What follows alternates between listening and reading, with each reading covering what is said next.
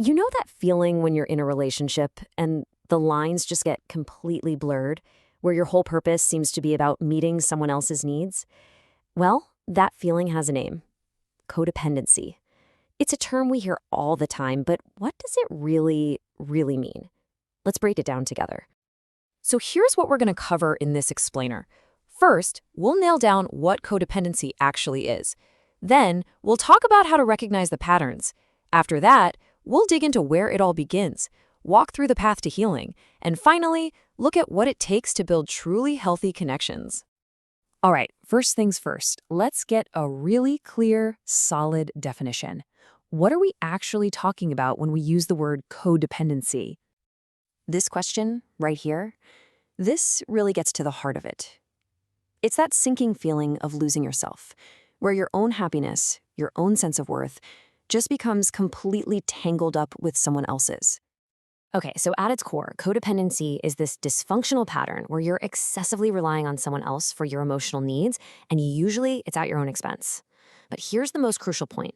This isn't a clinical diagnosis. It's not a permanent part of your personality. It's a pattern of learned behaviors. And you know what that means? It means it can be changed. Now, you might also hear the word enmeshment thrown around, and it's important to know the difference. Enmeshment is when boundaries are so blurry that you can't tell where one person ends and another begins. Think of a family where nobody has any privacy or sense of self. That environment, that enmeshment can become the perfect fertile ground where codependency, that excessive reliance, can really take root. And before we go any further, let's just bust some common myths. First off, no, it's not just about relationships with addiction.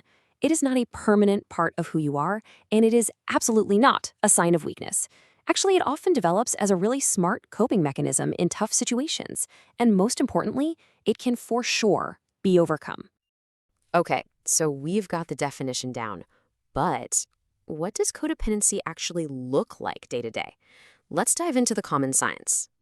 On the inside, it often starts with low self-esteem. That can lead you to define yourself almost completely by your role as a partner, a parent, or a friend. Your emotions start to feel like they depend on the other person's mood. And underneath it all, there's this deep, nagging fear of being abandoned. Just take a second and sit with this question. It's a really powerful way to check in with yourself.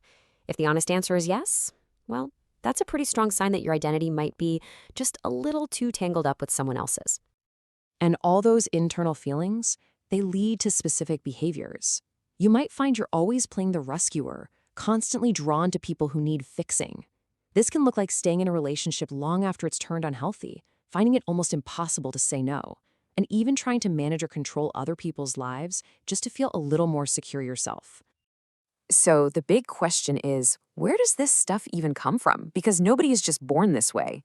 To really get it, we've got to look back at the roots. The roots of codependency are almost always found in our early family life. Environments where communication was terrible, emotional support was basically non-existent, or where kids had to take on these really rigid roles, like being the caretaker for a parent.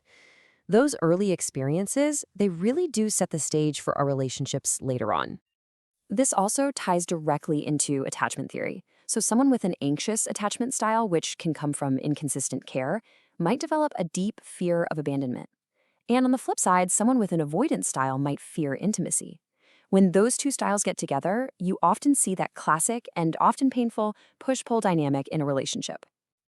And of course, we have to talk about trauma. When a child goes through emotional neglect or abuse, the world feels incredibly unsafe. So developing codependent behaviors, like becoming super aware of everyone else's needs to keep the peace, that can be a survival strategy. It's a coping mechanism you learn as a kid just to feel secure.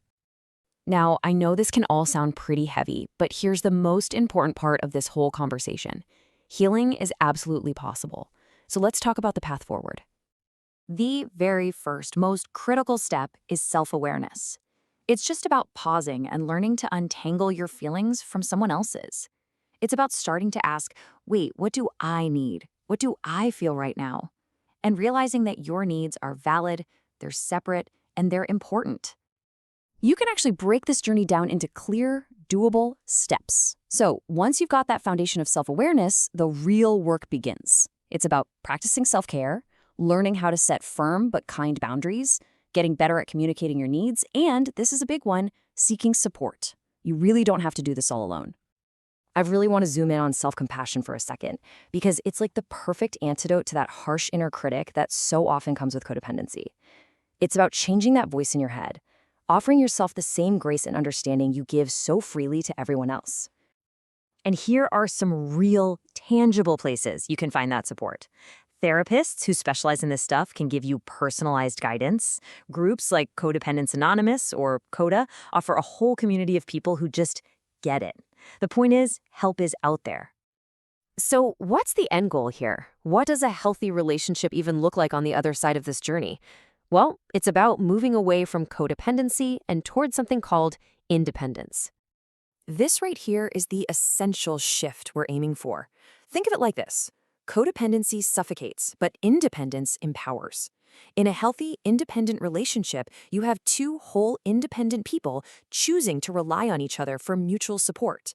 You grow together, but you don't lose yourself in the process. So embracing this healthier model means you have to actively cultivate your own sense of self.